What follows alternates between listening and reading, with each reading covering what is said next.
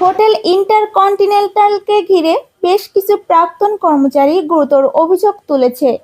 তাদের দাবি, সেখানে নাকি শেখ হাসিনার তৈরি আয়নাঘর রয়েছে, যা সাধারণ মানুষকে গুম করার জন্য ব্যবহৃত হয়। যদিও বড় বড় সংবাদ মাধ্যম এ নিয়ে বেশ কিছু প্রতিবেদন প্রকাশ করেছে, কিন্তু আজও সেই আয়নাঘরের কোনো ছবি বা ভিডিও প্রকাশ করা হয়নি। কিছু মানুষ দাবি করেছেন তারা আয়নাঘর থেকে বেরিয়ে এসে ভিডিও শেয়ার করেছে, যেখানে তাদের কান্নাকাটি করতে দেখা গেছে। তারা কিভাবে সেখানে ফোন ব্যবহার করতে পেরেছিল? শেখ হাসিনা পতনের পর থেকে এই আয়নাঘরের কথাটি আরো ব্যাপকভাবে সবার সামনে আসে। এরপরে সেনাবাহিনী কঠোর অভিযান চালায় হোটেল ইন্টারকন্টিনেন্টালে, কিন্তু পুরো হোটেল তল্লাশি করেও কোনো আয়নাঘরের সন্ধান পাওয়া যায়নি।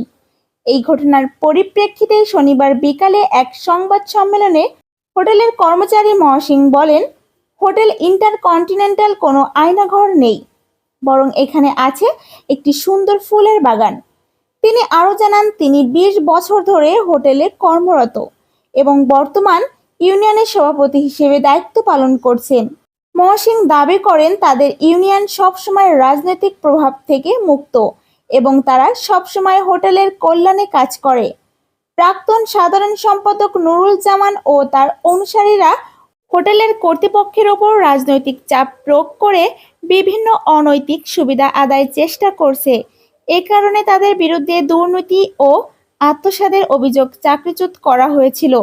নুরুজ্জামান হোটেলের বিরুদ্ধে মিথ্যা এবং বিভ্রান্তকর তথ্য প্রচার করে হোটেলের সুনাম নষ্ট করার চেষ্টা করছে। তিনি আরও বলেন, আয়নাঘর সম্পর্কে সঠিক তদন্তের মাধ্যমে যারা মিথ্যা প্রতিবেদন প্রকাশ করেছে তাদের প্রকাশ্যে ক্ষমা চাওয়া উচিত। তিনি বলেন, দিল্লিতে হয়তোবা আয়নাঘর থাকতে পারে, কিন্তু হোটেল ইন্টারকন্টিনেন্টালে শুধুমাত্র ফুলের বাগান আছে।